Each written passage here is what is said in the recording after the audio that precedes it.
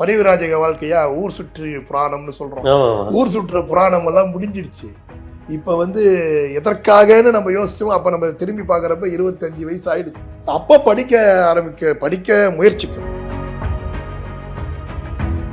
ஆனா எப்பயும் போல ஒரு கேஷுவலா இருக்கிற அந்த ஒரு ஆட்டிடியூட் இருக்கு பாருங்க, அது வந்து நான் அப்ளிகேஷன் ஃபில் பண்றப்ப நெட்டை மட்டும் டிக் பண்ணியிருக்கேன், ஜேஆர்எஃப் டிக் பண்ணாம. ஐயோ, 3வது முறை எழுதுவதே இந்த ஜேஆர்எஃப்க்கு தான், 2வது முறை எழுதுந்து அதுக்கு தான். அந்த கேஷுவல் ஆட்டிடியூடு எனக்கு இப்படி முடிஞ்சிருச்சு. அப்பா வந்து ரிட்டையர்மெண்ட்டுக்கு அப்புறம் அவர் ஊரோடு இருந்தாலும் அவர் அங்கே பெட்டி கட்டெல்லாம் வச்சுக்கிட்டு அப்படி ஏதோ இருக்கான் அப்படின்னு ஒரு எண்ணத்துல தான் இருந்தாலும் தாய்க்கு அந்த நம்பிக்கை உண்டு. ஒரு எளிய பின்புலத்திலிருந்து நீங்கள் வந்து ஒரு யூபிஎஸ்சி தேர்வில் வெற்றி பெற்று அந்த அந்த செய்தியெல்லாம் வரும்போது குடும்பம் எப்படி சார் சந்தோஷப்படுது? அது அம்மா சொன்ன மாதிரி அம்மாவுக்கு என்னைக்கா இருந்தாலும் அவங்க இன்னும் கூடுதலாக சொல்லுவாங்க, உனக்கு ஒரு செலவு வைப்பாங்கடா, எனக்கு ஒரு செலவு வைப்பாங்கன்னு ரொம்ப ஜோவியலாக சொல்லுவாங்க. ஆமாம், அவங்களுடைய நம்பிக்கை நம்ம அதாவது ஊர் சுற்றியாவே மனம் அலைபாய்கின்ற ஒருத்தராகவே இருந்துட்டு எட்டி பிடிக்கணும்னு நினைக்கிறப்ப நம்மளால் எட்டி பிடிக்க முடியுமாங்கிறது எனக்கே ஒரு பரிசோதனையாக தான் இருந்தது.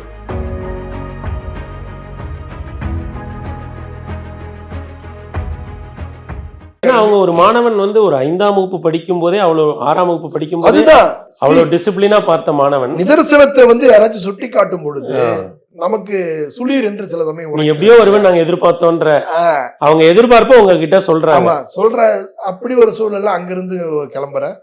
அங்கிருந்து கிளம்பிட்டு வந்து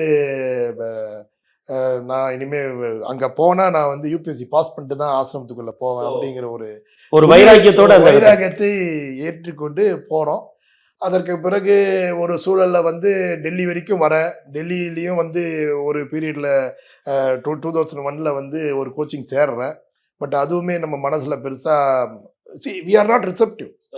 ஒரு ஸ்டேஜில் வந்து மனசு பல வகையில் அலைபாயிற ஒரு சூழல்ல வந்து நமக்கு மனசு ரெடி ஆகாதப்ப வந்து நீங்க விதைக்கிறப்ப வந்து அது போகாது இல்லையா? ஸோ அந்த மாதிரி தான் இருந்தது அந்த ஒரு பருவமும். அதற்கப்புறம் வாழ்வின் பல சூழல்கள் இருக்கிறப்ப அப்போ 24 வயசுல வந்து ஒரு மேகசின் படிக்கிறேன். அந்த மேகசின்ல வந்து தேனி அருகில ஒரு ஆசிரமத்தில் வந்து ஒரு வேதநெறி பயிற்சி ஒன்று கொடுக்குறாங்க. அந்த வேதநெறி பயிற்சியில வந்து நம்ம இந்து மதத்தில் இருக்கிற அத்தனை சாஸ்திரங்களும் படித்துக்கிட்டு வெளியில வரும் பொழுது அப்போ 3 வருஷம் ஒரு அற்புதமான ஒரு ஆசிரம வாழ்க்கையில நம்ம இருந்துட்டு வெளியில வரும் பொழுது நம்ம நினைக்கிற விஷயங்கள் நினைத்த மாதிரி உடனே வந்து நடக்கக்கூடிய ஒரு கான்சன்ட்ரேஷன் நமக்கு கிடைக்கும் இல்லையா? ஸோ அது ஒரு காரணம். இன்னொரு காரணம், டெல்லிக்கு 2வது முறை நான் ஒரு நண்பர் இருக்காருன்னு போன பொழுது அவர் கூட ரூம்ல தங்குறேன். ரூமுக்கு நம்மளால பெருசா காசு கொடுக்க முடியாது, சாப்பாட்டு காய்ச்சி கொடுக்கலாமே அப்படின்னு நினைக்கிறோம். இருந்தாலும் அவனை வந்து பர்டர் பண்ணக்கூடாதுன்னு ஃபைஸ் ரோடுன்னு ஒன்று இன்னைக்கு இருக்குது கரோல் பாகில். அந்த கரோல் பாகில் 5 ரூபாய்க்கு சாப்பாடு ஒரு இடத்துல கிடைக்கும். ஸோ அவனை பாதர் பண்ணாமல் அதை வாங்கி சாப்பிட்றோம். ஒரு பீரியடில் ரூமுக்கும் ஷேர் பண்ணணும் அப்படின்னு யோசிக்கிறப்ப அங்கேயும் நமக்கு தெரிஞ்ச ஒரே வேலை செக்யூரிட்டி தானே அப்படின்ட்டு ஒரு 2500 கொடுப்பாங்க அப்படின்னு நம்பி அங்கே போய் அங்கே ஒரு 10 நாள் டியூட்டியில் இருக்கிறப்ப தான் அவங்க சொல்கிறாங்க, நாங்கள் சம்பளம் கொடுக்குற அன்னைக்கு கூப்பிட்டு அடிச்சுட்டு தான் கொடுப்பாங்க, அவங்க கொடுக்குற 1000 ரூபாய் தான் வாங்கிட்டு போகணும்னு சொன்ன உடனே யூனிஃபார்முக்கு செலவு பண்ண அந்த 700 ரூபாய் வீணாக போய்விட்டது. அதையும் விடுத்து அந்த ஒரு நிலையில வந்து ப்ரூஃப் ரீடராக வந்து ஒரு அட்வர்டைஸ் பார்த்துட்டு போகிறேன், செலக்ட் ஆகிறேன். பட் அதே சமயத்தில் எனக்கு வந்து இந்த ஆசிரம செய்தியும் படிக்கிறேன் ஒரு மேகசைனில். படிச்சுட்டு நம்ம கம்முன்னு போயிடலாம் அப்படின்ட்டு இதை விடுத்து, ஆனால் அங்கே போகிறதுக்கு 2 மாதம் இருக்குது அப்படின்னு எனக்கு தோன்ற பொழுது சரி நம்ம இப்போதைக்கு இந்த ஊரில் இருக்கிறது வேஸ்ட், இவனுக்கும் சுமையாக இருக்கக்கூடாது. ஆமாம், இப்போ சிவில்ஸ் படிச்சுட்டு இருந்தான் அந்த நண்பர், இவருக்கு சுமையாக இருக்கக்கூடாது அப்படின்ட்டு நம்ம கோயம்புத்தூர் போயிடுவோம். கோயம்புத்தூரில் ஒரு நண்பர் இருக்காரு, அங்கே போகிறதுக்கு இன்னும் 2 மாதம் இருக்குது. அப்போ என்ன பண்ணலாம், கோயம்புத்தூரில் போய் 2 மாதம் இருந்துட்டு அங்கே யார்ட்டையும் சொல்ல வேண்டாம், எப்போ அங்கே கூப்பிட்றாங்களோ அப்போ அங்கே போய்க்குவோம். ஆசிரமத்தை அந்த வாழ்க்கையை துவங்குவதற்கு ட்ரைனிங் வேதநெறி பயிற்சின்ட்டு தேனியில் இன்றைக்கும் இருக்குது சித்பானந்த ஆசிரமன்ட்டு. ஓம்காரானந்தன்னு ஒரு சாமி உண்டு, இருந்தாங்க. கொரோனாவில் தான் அவங்க காலம் பண்ணாங்க. ஸோ அவங்ககிட்ட வேதநெறி படிக்கலாம்னு ஒரு சுவாமி ஓம்காரானந்தாவோட ஆசிரமத்தில் இருக்கலான்னு ஒரு எண்ணம் இருந்தது. ஸோ ஓம்காரானந்த ஆசிரமத்தில் சேரலாங்கிற முடிவோடு நீங்கள் கோயம்புத்தூரில் வந்து தங்கியிருக்கிறேன். அங்கேயுமே வந்து அந்த நண்பரு கூடயும் ஒரு 2 நாள் இருந்திருப்பேன். ஞாயிற்றுக்கிழமை வருகின்ற தினத்தந்தி வரி விளம்பரங்களை பார்த்துட்டு ஒரு கம்பெனிக்கு போகிறேன். அவங்க ஷர்ட் விற்கிற வேலை மாதிரி சொன்னாங்க, அது பிடிக்கல. இன்னொரு இடத்துல விசிட்டிங் கார்டு போடுற கம்பெனி டிஜிட்டல் இமேஜஸ்ன்ட்டு காந்திபுரத்துலேயே இருக்குது. ஸோ அவங்கக்கிட்ட போகிறேன். அவங்க மேலே 3ஆம் மாடியிலே வந்து ரூம் தரேன்ட்டாங்க. ஒரு அந்த கார்டை எடுத்துக்கிட்டு, கார்டுடைய ஃபோல்டர் எடுத்துக்கிட்டு நம்ம வந்து கோயம்புத்தூர் இருக்கிற கணபதியிலிருந்து, இந்த மாதிரி ஒப்பனக்கார வீதியிலிருந்து எல்லா இடத்துலையும் ₹2 பஸ் டிக்கெட். இன்னைக்கு காந்திபுரம் பஸ் ஸ்டாண்டில் ₹2 ஏறுறோன்னா எவ்வளோ தூரம் போக முடியுமோ அந்த கடைசி பாயிண்ட்ல இறங்கிக்கிட்டு அங்கேருந்து நடக்க ஆரம்பிப்போம். நடக்க ஆரம்பித்து ஒவ்வொரு கடையிலையும் எங்கள் கார்டை கொடுத்து, நீங்கள் 1000 கார்டு அடித்தா மல்டி கலர் அடித்தா ₹700 சொல்லுவோம். அதில் ஒரு இதுக்கு பிடிச்சி கொடுத்தா எங்களுக்கு ₹25 இன்சென்டிவ். ஸோ இப்படி இருந்தது. ஒரு 3 பேர் அந்த மாதிரி நாங்கள் சுற்றணும். அந்த 2 மாத காலங்கள் நம்ம மனசில் வரிந்து வைத்திருந்த அந்த 2 மாத காலங்கள் முடியும் பொழுது அவங்க கொடுக்குற அந்த பைசாவை நம்ம வாங்கிக்கிட்டு அந்த இன்டர்வியூக்கு நடுவில் போய் அட்டன் பண்ணிட்டு வரோம். ஸோ இன்டர்வியூக்கு அட்டன் பண்ணிட்டு அவங்க நம்மளை ஏற்றுக்கிறேன்னு சொல்கிற பீரியடில் அங்கே ஒரு 6 மாதம் இருக்கிறோம். அங்கே இருந்த பீரியட்லேயும் இந்த 6 மாதத்தில் நம்ம பாடங்கள் ஓரளவுக்கு பரிச்சயமாக அந்த சூழலில் இன்ஃபேக்ட் அங்கே இருக்க சுவாமி கூட நம்மளை இவர் இந்த ஆசிரமத்துக்கு பிற்காலத்தில் பெரிய அளவில் பயன்படுவாருங்கிற மாதிரி எண்ணமெல்லாம் வெளியிட்டாங்க. ஸோ அந்த ஒரு பீரியடில் நமக்கு இங்கே உளுந்தூர்பேட்டையில் இருக்கிற சுவாமி வந்து கர்மயோகத்தில் போய் மக்களுக்கான பணியில் நேரடியாக நம்ம ஈடுபட்டால்தான் உண்மையான மாற்றம் வரும்ன்றாங்க. இங்கே இந்த சுவாமி வந்து நம்மளுடைய மதத்தில் இருக்கிற அற்புதமான விஷயங்களை நம்ம காலத்திற்கு அடுத்த ஜெனரேஷன் கொண்டு போறதுக்கான வேதநெறி பயிற்சின்னு அவங்க சொல்றாங்க. இது ஞான மார்க்கம், இது கர்ம மார்க்கம். சோ நமக்கு கர்ம மார்க்கத்துல இருந்து ஞான மார்க்கத்துக்கு நீங்க ஆமா நம்ம வந்து அந்த நம்ம மிடித்து வைக்காத அந்த குரு தட்சணைன்னு சொல்றோம் இல்லையா, இன்ஃபேக்ட் அது குரு தட்சணை தான். இந்த குருவுக்குன்னு நம்ம ஒரு சத்தியம் செஞ்சு கொடுத்துட்டு வந்தோம்.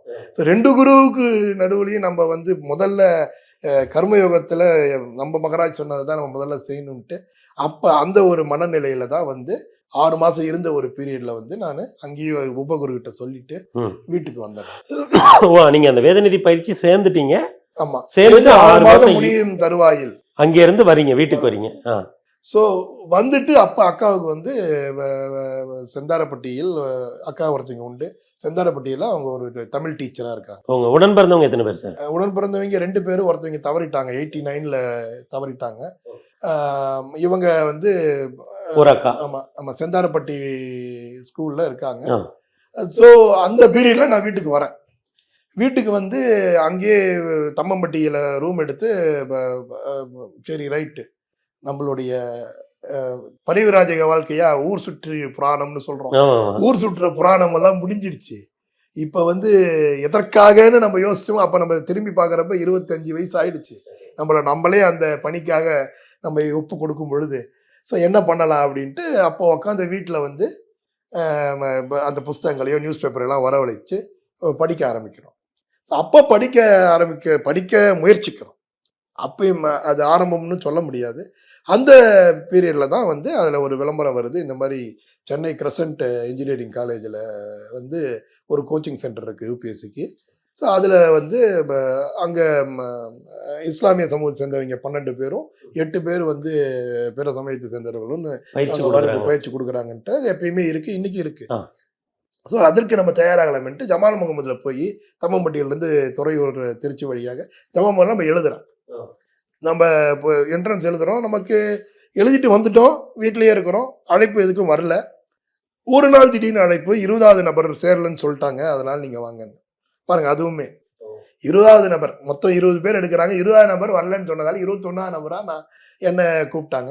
ஸோ அங்கே வந்து ஒரு நண்பர்கள் பிஆர் குரூப்னு ஒன்று முதல்ல யூபிஎஸ்சி சம்பந்தமான மக்களை நம்ம சந்திக்கிறது கோச்சிங் தான். அந்த கோச்சிங் சென்டரில் தான் திரும்பி நமக்கு கோச்சிங்கில் என்ன கிடைச்சதுங்கிறது விட அந்த நண்பர் குழாம் ஒரு எக்கோசிஸ்டத்துக்குள்ள நீங்கள் வந்துட்டோம். நம்ம எதை நோக்கி பயணப்படுகிறோமோ, எப்பா கன்னியாகுமரி போகிறவங்களாம் ஒன்றா வாங்கன்னா கன்னியாகுமரி போகிறவங்க கூட நிற்கிறது தான் நியாயம். ஸோ அந்த மாதிரி அப்படி ஒரு யூபிஎஸ்சி பியர் குரூப் உருவாயிருச்சு. ஆமா, அதுல என்ன ஒருத்தரோட ரூம்ல வந்து 2வது நபரா சேர்க்கிறாங்க. எனக்கு அப்பெல்லாம் தெரியாது, அவரெல்லாம் வந்து இன்டர்வியூ வரைக்கெல்லாம் போயிட்டு வந்திருக்காருன்னு. ஸோ அந்த நான் சொன்ன அந்த நண்பர் தான் அவரு ரங்கராஜன் ஐஆர்எஸ்ன்னு இன்னைக்கு கமிஷனரா இருக்காரு இதுல மங்களூர்ல. ஸோ அப்படிப்பட்டவர்கள்லாம் அங்க ஒரு குரூப் இருக்கு. ஆனா நாளடைவில் அங்க இருக்கிறவங்க எல்லாருமே ஒன்று ஐஎஃப்எஸ் அப்படி பாஸ் பண்ணிட்டு போனாங்க, மைதீன் ஒருத்தர் இருந்தார், ஐஎஃப்எஸ் பாஸ் பண்ணார். ஃபைசல்னு ஒருத்தர் இருந்தார், அவர் ஐஆர்ஏஎஸ் பாஸ் பண்ணார். அப்புறம் சீனிவாசன் ஐஏஎஸ் பாஸ் பண்ணார். ஐஆர்எஸ் அன்வர் அலின்னு ஒருத்தர் இருந்தார், அவர் பாஸ் பண்ணார். ஸோ இந்த மாதிரி அந்த நண்பர் இது எந்த ஆண்டு சார் நீங்க இது நம்ம முதல் அட்டம், ரெண்டாவது அட்டம், மூணாவது அட்டம் விட்டோம் இல்லைங்களா? ஆமா, முதல் 2 அட்டம் அங்க இருந்து கொடுத்தேன். அங்க இருந்தா நீங்க கொடுக்குறோம். ஸோ அங்க இருந்து கொடுத்துட்டு அது நமக்கு சரி வரல. அதுக்கப்புறம் மற்றவங்க எல்லாருமே அங்கே தங்க முடியாதவர்கள் எஸ்டிஐயில் ஒரு என்ட்ரன்ஸ் எக்ஸாம் எழுதி ஸ்டேட் ட்ரைனிங் இன்ஸ்டியூட் தெரியும் இல்லைங்களா? அங்கே அண்ணா நகர் கார்த்திக் டிஃபன் சென்டருக்கு பக்கத்துலேயே இருக்கு. So 12th main road. So அங்கே எல்லாரும் போகிறாங்க. நமக்கு எதுவும் அந்த மாதிரி எனக்கு தோணலை எப்பயுமே. சரி எஸ்டிஐ போகணும், அப்படி போகணும். இப்போ கிரசன்ட்ல வந்து 1 வருஷம் தான் இருக்கணும் அப்படிலாம் கிடையாது. அப்படி இல்லை, 2 வருஷம் இருக்கலாம். பட் அகைன் நீங்கள் you have to prove yourself இந்த entrance exam again and again. But போதுமான நண்பர் குழு கிடைத்ததால ஒரு சில நண்பர்கள், நான் சொன்ன நண்பர் வந்து முனிசிபல் கமிஷனராக போயிட்டாரு. ஸோ அந்த மாதிரி அவங்கவுங்களுக்கு அப்பப்போ கிடைக்கிற நிலைக்கு அவங்க போயிடுறாங்க. நம்ம வந்து நம்ம நிலை இன்னும் தாவி பிடிக்கக்கூடிய தூரம் ஜாஸ்தி இருக்குங்கிறதுனால நம்ம சென்னையில் வந்து வேற ஒருத்தவங்க நண்பர் வீட்டில் இருந்து நம்ம ப்ரிப்பரேஷன் பொறுமையாக ஆரம்பித்து எப்போ தான் பயணப்பட ஆரம்பிக்கிறோம். அப்படி வந்து தான் 4வது அட்டம்ப்ட்ல நமக்கு. அதுக்கு நடுவில் வந்து திரும்பியும் எங்கள் தாயார் என்றைக்குமே நம்பினாங்க. அப்போ தாயாரும் நானும் மட்டும்தான் விருத்தாசலம் வீட்டில் இருந்தாலும் சென்னைக்கு எப்போ வந்தோன்னா அப்போ இருந்து வெளியில தான் இருக்கிறேன் நான் 2000 அப்போ தாயாருக்கு என்றுமே ஒரு நம்பிக்கை. அதனால் எங்கள் அக்கா கிட்ட பேசி ஒரு 2000 ரூபாய் வந்து எனக்காக வாங்கி கொடுத்து அதை நான் பிற்காலத்தில் கொடுத்தேன். பட் அப்போ அவங்க கொடுத்தாங்க. இவ்வளோ பேர்லேயும் உங்கள் அம்மாவுக்கு வந்து ஒரு நம்பிக்கை இருந்தது. அதுதான், எங்கள் அம்மா வந்து பள்ளிக்கூடமே போனதில்லை. அவங்களுக்கு பர்த்டேவையே பர்த்டேன்னு தான் சொல்லுவாங்க. ஸோ அப்படி ஒரு தாய் தான் அவங்க. இருந்தாலும் அவங்க என்ன பண்ணாரு, அப்பா வந்து ரிட்டையர்மெண்ட்டுக்கு அப்புறம் அவர் ஊரோட இருந்தாலும் அவர் அங்கே பெட்டி கட்டெல்லாம் வச்சுக்கிட்டு அப்படி ஏதோ இருக்கான் அப்படின்னு ஒரு எண்ணத்துல தான் இருந்தாலும் தாய்க்கு அந்த நம்பிக்கை உண்டு.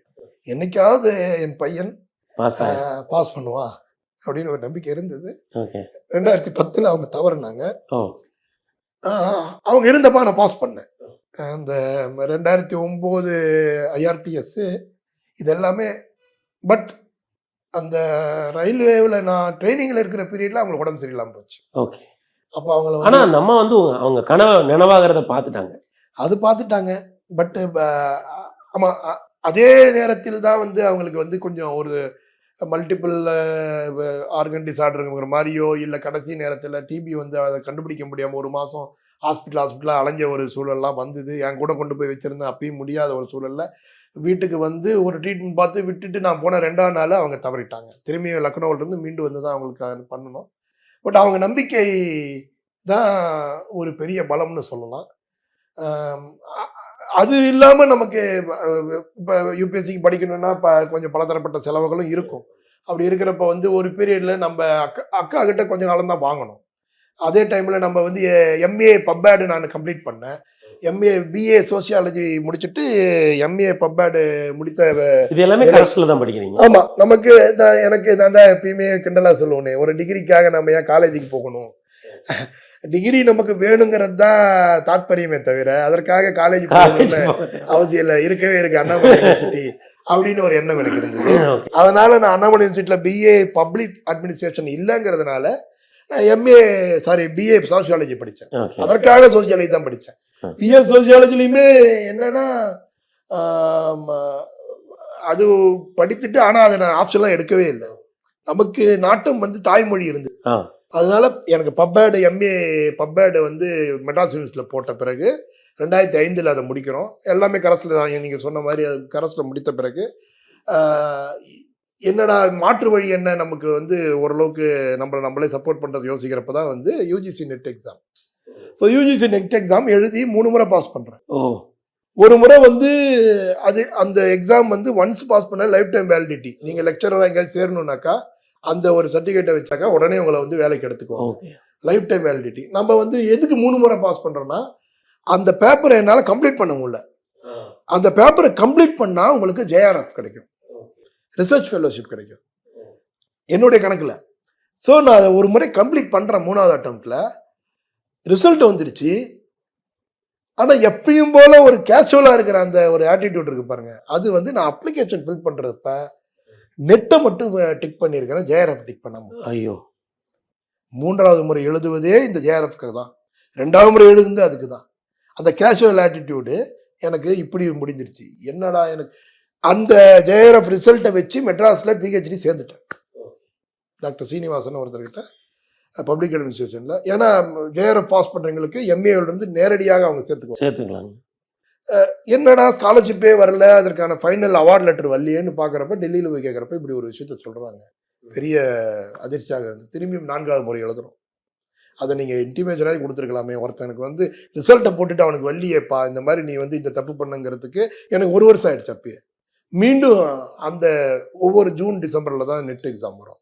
அந்த டிசம்பரில் எழுதி அதுக்கப்புறம் அவார்ட் லெட்டர் வந்து அதுக்கப்புறம் வந்து ஒரு 2 வருடங்கள் மெட்ராஸ் யூனிவர்சிட்டி ஹாஸ்டல்லேருந்து நம்ம ஓரளவுக்கு அந்த பிஹெச்டியை வந்து முன்னெடுத்து போகிற அந்த பீரியடில் IRTS 2008 எக்ஸாமுக்கு வந்துடுச்சு. ஒரு அப்படி ஆசிரமத்தில் ஆரம்பித்த உங்களுடைய அந்த தேடல் வந்து சென்னை பல்கலைக்கழகத்தில் நீங்கள் பிஹெச்டி பண்ணிட்டு இருக்கும்போது ஆமாம் ஒரு நிறைவு பெறுது.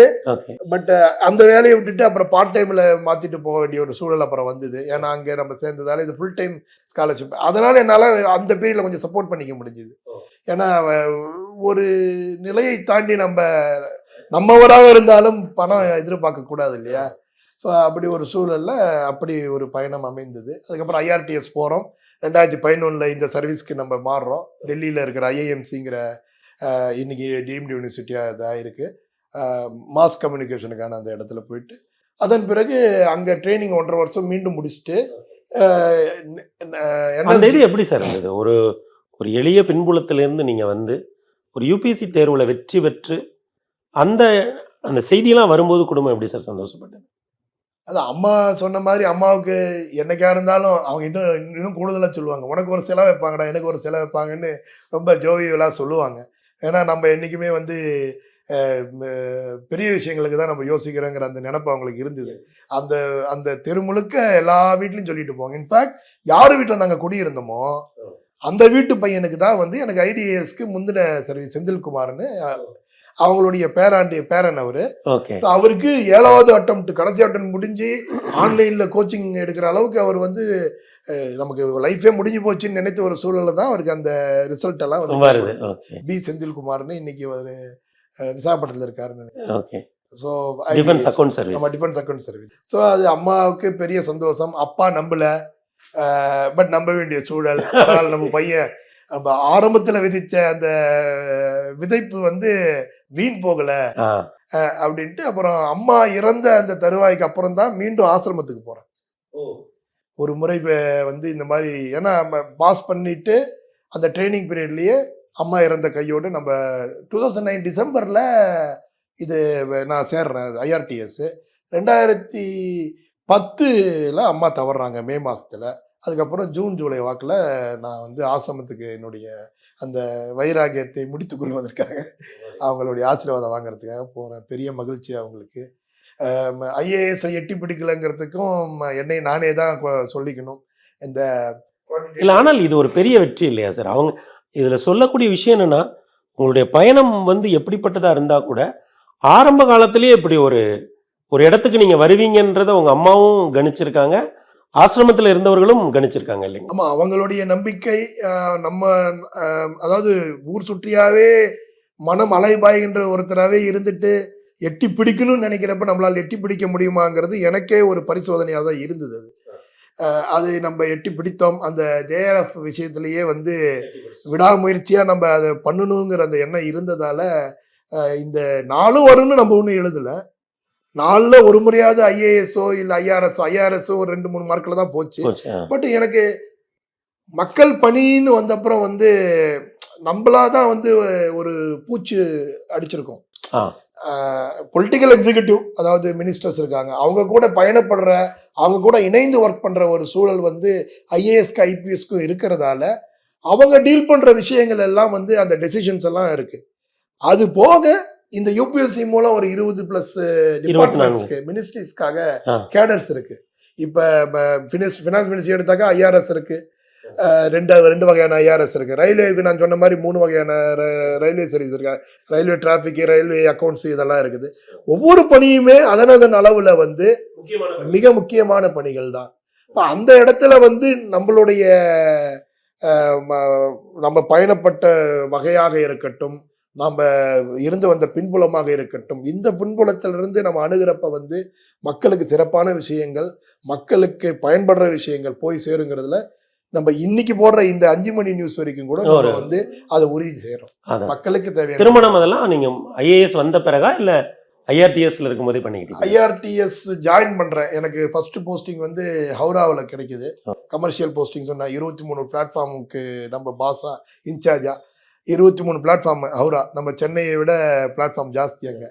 ஸோ அத்தனைக்கும் வந்து கார் பார்க்கிங்லேருந்து கமர்ஷியல் ஏர்னிங்ஸ்லேருந்து ஃபுட் கோர்ட்லேருந்து எல்லாத்தையும் மேனேஜ் பண்ணிவிட்டு டெண்டர் விட்டுட்டு அதுக்கப்புறம் லாஸ்ட் ஸ்டேஷன் நம்ம டிவிஷனில் இருக்கிற கடைசி ஸ்டேஷன் வரைக்கும் இருக்கிற அவுட்ஸ்டாண்டிங்கு அவங்க குட் ஷெட்லெல்லாம் பார்சல் புக்கிங் இதெல்லாம் நடக்கும் இல்லையா, அந்த அவுட்ஸ்டாண்டிங்கு எல்லாத்தையும் மேனேஜ் பண்ணுற வேலை. அங்கே ஒரு சிறிய காலம்தான், ஒரு 5 மாதம் தான் இருந்தேன். அந்த பீரியட்லேயே நமக்கு தெரிஞ்சிருச்சு இந்த மாதிரி ரிசல்ட்லாம் வந்துருச்சு, நம்ம போக போகிறோன்ட்டு. இன்ஃபேக்ட் என்னுடைய பாஸ் அங்கே சீனியர் ஐஆர்டிஎஸ் ஆஃபீஸர் வந்து என்ன கண்டிப்பாக போகணுமான்னு கேட்டாங்க. சிசிஎம் வந்து அதாவது ஐஆர்டிஎஸ்லேயே 35 வருஷம் ஜிஎம்க்கு கீழ் நிலையில் இருக்கிற சிசிஎம் என்னை கூப்பிட்டு, நானும் ஆரம்பத்தில் உன்ன மாதிரி கமர்ஷியல் மேனேஜர். ஆமாம், நானும் ஆரம்பத்தில் இந்த மாதிரிலாம் இருந்ததப்பா, நீ வந்து யூ ரீகன்சிடர் யுவர் டிசிஷன்னாங்க.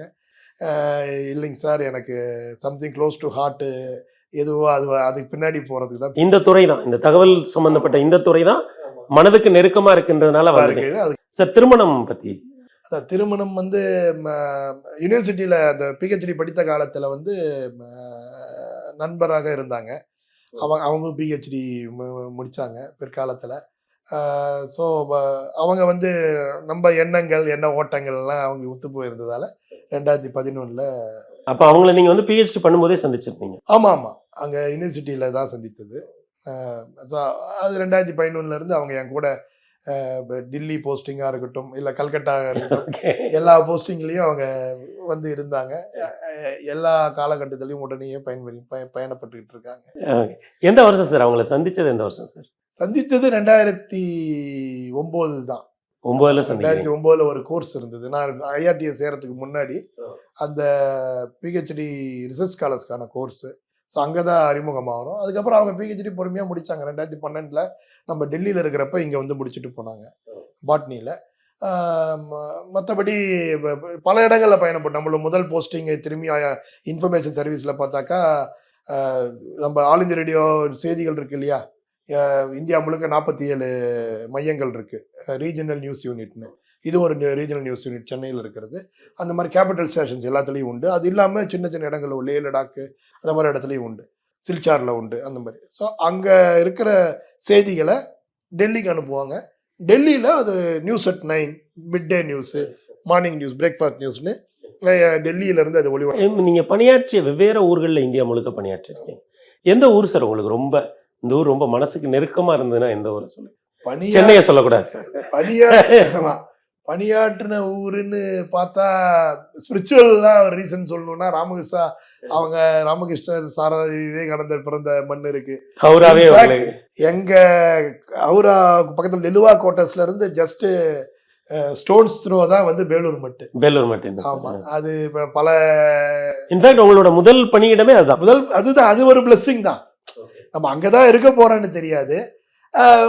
பட் முதல் போஸ்டிங் ஹவுரா. இன்ஃபேக்ட் ஒருவேளை இங்க சென்னைக்கு சதர்ன் ரயில்வே எனக்கு கிடைக்கல, சென்னைக்கு எனக்கு என் பேட்சில் 2 பேர் கிடைச்சது. ஒருவேளை சென்னைக்கு கிடைச்சி ஒரு போஸ்டிங் வந்திருந்தா ஒருவேளை ரயில்வேல நான் இருந்திருப்பணும் அப்படின்னு என் ஒய்ஃப் யோசிப்பாங்க அப்பப்ப. ஏன்னா எப்பயுமே ஒரு ஊரை விட்டு நம்ம வெளியில போயிடுறோம். அப்படி இருக்கிறப்ப வந்து நமக்கான விருப்பங்கள்ங்கிறது வேற, கூட இருக்கிறவங்களுக்கான விருப்பம். ஆனா ஏதோ ஒரு விஷயத்துல உங்களோட ராமகிருஷ்ணர், விவேகானந்தர், சாரதாமா வந்து வந்துகிட்டே இருக்கிறாங்கல்ல. உளுந்தூர்பேட்டை பள்ளியா இருக்கட்டும், ராமகிருஷ்ணா மிஷன். அது எனக்கு பெரிய மனச்சான்று, அந்த பெரிய பெருமூச்சு. என்னன்னா, பெரியவங்க சொன்னது அட்லீஸ்ட் ஐஏஎஸை வாங்க முடியல, பட் நான் சொன்ன மாதிரி அது வேற ஒர்க் ப்ரொஃபைலு. மக்களுக்கான விஷயங்களை கொண்டு சேர்க்கிற ஒரு பொறுப்பான ஒரு துறைக்கு தான் வந்திருக்குங்கிறப்ப வந்து அந்த திருப்தி எப்பயுமே உண்டு. இன்னை வரைக்கும் அங்கே போய்கிட்டு வந்துகிட்டு இருக்கோம். நம்ம குழந்தைகள் கூட சமீபத்தில் தான் பிறந்தாங்க, அவங்களுக்கு கூட அவங்க தான் பேர் வச்சாங்க. யாரு? நம்ம ஆசிரமத்தில் இருக்கிற மாதாஜி தான் பேர் வச்சாங்க. ஸோ நம்ம வாழ்க்கையில் நம்மளை மாரல் ரீசார்ஜ் பண்ணிக்கிற ஒரு இடமா தான் என்றைக்குமே வந்து இந்த ஆசிரமம் அவங்க இருக்காங்க. இன்ஃபேக்ட் இறையன்பு சார்லேருந்து எல்லாருக்குமே வந்து அந்த ஆசிரமம் வந்து சீனியர் ஆஃபீஸர்ஸ்க்கு எல்லாத்துக்குமே முன்னாள் முதலமைச்சர் கூட போயிருக்காங்க அங்கே. அது அந்த அந்த வட்டத்தில் அந்த ஒரு 4-5 மாவட்டங்களில் கொஞ்சம் பிரபலமான ஒரு இடம் தான். ஒரு மாடல் ஸ்கூல் மாதிரி அவங்க பண்ணிட்டு இருக்காங்க. அவங்களுடைய சேவை பணிகள் ரொம்ப அதிகம். சார், இன்றைக்கு இப்போ இளம் மாணவர்கள் இந்த மாதிரி தேர்வுகளுக்கு தயாராகிற மாணவர்களுக்கு நீங்க சொல்ல விரும்புகிற தகவல் செய்தி என்ன? இப்போ சுருக்கமாக சொல்லணும்னா லட்சியத்தை கை கொள்ள வேண்டும். இன்னைக்கு வாய்ப்புகள் எல்லாமே வந்து ஒரு மாதிரி ஐடி ஓரியன்டாக போயிட்டு இருக்கு. அகெயின் ஐடி ஓரியன்டாக போகிறப்ப அதனுடைய பிட்ஃபால்ஸ் இருக்குது, அதை நம்ம ஒத்துக்கணும். அப்படி இருக்கிற சூழலில் நாம் சமூகம் வந்து நமக்கு எவ்வளவோ கொடுத்துருக்கு. இப்போ நம்ம அப்பா நமக்காக ஒரு ஸ்கூலை கட்டல, நம்ம அப்பா அம்மா கட்டின ஸ்கூல் கிடையாது. ஸ்கூலுங்கிறது யாரோ போட்ட விதை. ஆமாம், யாரோ போட்ட விதை. அந்த ஸ்கூலை ஒரு நிர்வாகம் பண்ணுறதே எவ்வளோ பெரிய விஷயம். அதற்கான தேவையான விஷயங்களை இன்னும் சீரெல்லாம் கொண்டு போய் கொடுக்கறதா நியூஸில் பார்க்குறோம். அற்புதமான விஷயங்கள். ஸோ சமூகம் நமக்கு அந்த கல்வின்னு கொடுத்துருக்கு. அந்த கல்வியை தருகின்ற சமூகம், கல்வி மட்டும் கிடையாது, ஹாஸ்பிட்டலும் பார்த்துக்குங்க. ஒவ்வொரு எஸ்டாப்ளிஷ்மெண்ட்டுமே நமக்கு தேவையான இன்ஸ்டிடியூஷன்ஸ் யாரோ கட்டி வச்சிருக்காங்க. தனி மனிதன் வாழ்வுல அவனுக்கு தேவையான அனைத்தையும் அவனே அனைத்தையும் பூர்த்தி செய்து கொள்ள என்னைக்குமே முடியாது. அது விவேகானந்தர் சொல்ற மிக அழகா சொல்றாரு. உனக்கான சிந்தனையை நீ வந்து செய்யறப்ப வந்து அது ரொம்ப பெரிய விஷயம் இல்லை. உன்னுடைய சிந்தனை பிறருக்காக இருக்கும் பொழுது அது வந்து சிங்கத்தோடைய பேராற்றல உனக்குள்ள கொண்டு வருதுன்னு சொல்லுவார். அதே மாதிரி ஒரு விஷயத்தை நான் அடையணும்னு நினைக்கிறப்ப நீ எங்கேயோ 7 கடல் 7 மலை தாண்டி எங்கேயோ ஒரு குகையில இருக்கலாம். அத்தனை குகை சுவரையும் ஊடுருவி நீ நினைக்கிற அந்த ஒரு விஷயம் உனக்காக இந்த இயற்கையே ஒன்று சேர்ந்து அதை நடத்தி கொடுக்கும். அத்தனையும் தாண்டி அது உனக்கு நடந்தே தீருன்றார். ஒரு விவேகானந்தரை உள்ளத்துல வைத்திருக்கக்கூடிய ஒரு நபராக இந்த வாழ்க்கை பயணத்தை நீங்க எப்படி சார் பார்க்குறீங்க? உங்களுடைய இளமை காலம், வெற்றி தோல்விகள், இந்த தேர்வு அனுபவங்கள், இந்த ஒட்டுமொத்த பணி அனுபவங்கள் எல்லாத்தையும் சேர்த்து ஒரு விவேகானந்த ராமகிருஷ்ணர் சாரதாம்மாவுடைய பார்வையில் இந்த வாழ்க்கையை நீங்க எப்படி மதிப்பிடுறீங்க? அவங்க உண்மையாலுமே அவங்களுடைய அந்த ட்ரெடிஷன்லாம் வந்ததுக்கு நமக்கு அவங்க ஆசீர்வாதமாக தான் வந்து நம்ம மனசுல நல்ல விஷயங்கள் விதைக்கப்பட்டது. அது முதல்ல என் தந்தையாரை நான் நினைச்சு பார்க்குறேன். யாரோ ஆஃபீஸில் ஏதோ பேசிக்கிட்டு இருந்தாங்க அப்படின்னு அவர் வந்து லைட்டாக எடுக்காமல் இப்படிப்பட்ட ஒரு இடம் இருக்குது, இந்த இடம்னு நான் சொல்ல மாட்டேன். ஒவ்வொரு பள்ளியிலுமே அவங்களுக்கான 10 வாத்தியார்கள் இருக்காங்கன்னா, 10 ஆசிரியர்கள் இருக்காங்கன்னா, ஒவ்வொரு மாணவனுக்கும் பிடித்த ஆசிரியன்னு ஒருத்தர் என்றைக்குமே இருக்கிறாங்க. ஸோ அந்த ஆசிரியன் என்னைக்குமே வந்து என்ன எதிர்பார்க்காங்கிறத நம்மளால ஒரு உண்மையான மாணவனா நம்மளால உணர முடியும். எனக்கான அனைத்தையும் இவர் தான் எனக்கு கொடுத்துருக்காருன்னு நம்ம யாரை வந்து நம்புறோமோ, அது எந்த ஒரு சக்தியாக கூட இருக்கலாம். நான் அப்பாவா இருக்கலாம், நம்ம அப்பாவா இருக்கலாம். ஸோ அந்த ஒரு நபருக்காக, அவங்களுக்காக நான் வந்து என் வாழ்க்கையை வந்து மினிமம் அவங்களுக்காக என் வாழ்க்கையை வந்து நான் செட் பண்ணிட்டு, என்னுடைய வாழ்க்கையானது எனக்கு மட்டும் இல்லாமல், என் குடும்பத்துக்கு மட்டும் இல்லாமல், என் தெரு மட்டும் இல்லாமல், என்னை சார்ந்த எவ்வளவு பேருக்கு என்னை விரிவுபடுத்திக் கொள்ள முடியுமோ, ஒரு மானுட நலனுக்கான ஒரு வாழ்வாக விரிவுபடுத்திக் கொள்ள முடியுமோ அந்த அளவிற்கு நான் பயன்பெறுவேன். தனிப்பட்ட முறையில நான் என் மனசு விரிவடைய தனிப்பட்ட முறையில நான் வந்து அவ்வளோ பெரிய விஸ்வரூப தரிசனம்னு சொல்றாங்க, அவ்வளோ பெரிய ஆஜானுபாவான ஒரு மாமனிதனா நான் உள்ளுக்குள்ள நான் வந்து உருவாக முடியுங்கிறது தான் இயற்கையுடைய நியதி. நேரம் ஒதுக்கி எங்களோடு நீண்ட நேரம் உரையாடியதற்கு எங்களது உளமார்ந்த நன்றிகள் சார். எனக்கு இந்த வாய்ப்பை பெற்று தந்ததற்கு மிக்க மகிழ்ச்சி சார். நன்றிகள் சார்.